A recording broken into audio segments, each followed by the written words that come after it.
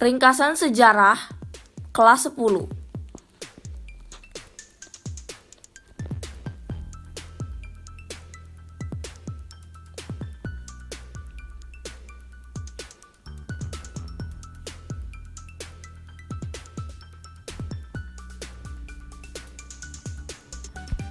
Langkah-langkah dalam penelitian sejarah.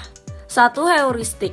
Tahap untuk mencari, menemukan, dan mengumpulkan sumber-sumber berbagai data agar dapat mengetahui segala bentuk peristiwa atau kejadian, sejarah, masa lampau, dan relevan dengan topik atau judul penelitian.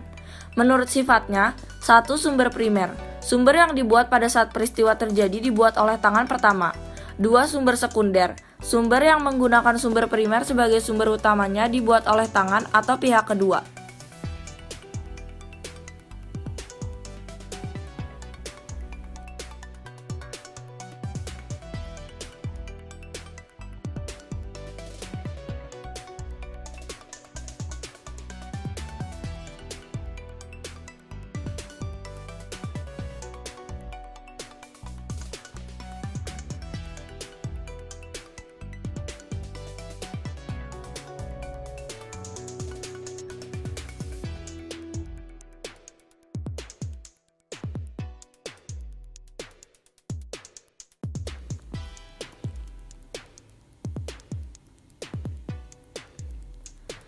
2. Verifikasi. Pemeriksaan terhadap kebenaran laporan tentang suatu peristiwa sejarah. Aspek ekstern. Mempersoalkan apakah sumber itu asli atau palsu sehingga sejarawan harus mampu menguji tentang keakuratan dokumen sejarah tersebut. Aspek intern. Mempersoalkan apakah isi yang terdapat dalam sumber itu dapat memberikan informasi yang diperlukan. Fakta adalah keterangan tentang sumber yang dianggap benar oleh sejarawan atau peneliti sejarah.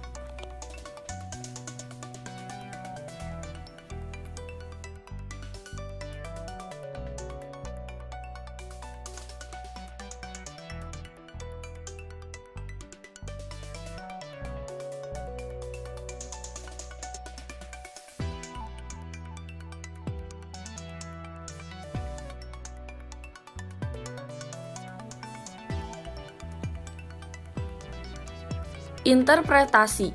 Penafsiran suatu peristiwa atau memberikan pandangan teoritis terhadap suatu peristiwa. Menginterpretasi fakta dengan kejelasan yang objektif harus dihindari penafsiran yang semena-mena karena biasanya cenderung subjektif. Interpretasi harus bersifat objektif, mencari landasan interpretasi yang mereka gunakan. Bersifat selektif. Fakta yang dipilih yang relevan dengan topik yang ada dan mendukung kebenaran sejarah.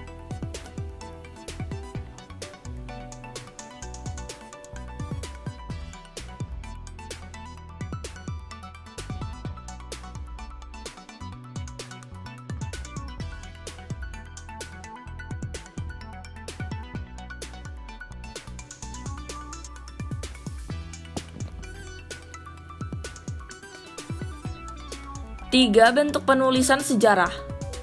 1. Penulisan sejarah tradisional. Kuat dalam genealogi tapi tidak kuat dalam hal kronologi dan detail biografis. Bahan pengajaran agama. Adanya kingship. Pertimbangan kosmologis dan antropologis lebih diutamakan daripada keterangan dari sebab akibat. 2. Penulisan sejarah kolonial.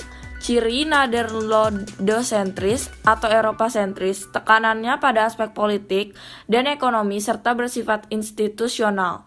3. Penulisan sejarah nasional, menggunakan metode ilmiah secara terampil dan bertujuan untuk kepentingan nasionalisme.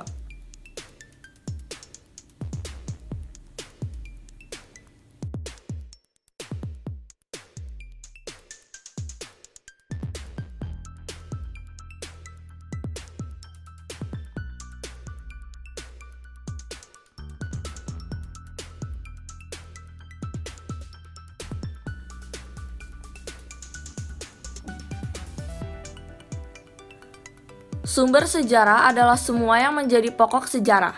3 macam sumber sejarah. 1. Sumber tertulis, diperoleh dari peninggalan tertulis. 2. Sumber lisan, keterangan langsung dari pelaku atau saksi dari peristiwa yang terjadi pada masa lampau. 3. Sumber benda, diperoleh dari peninggalan benda-benda kebudayaan.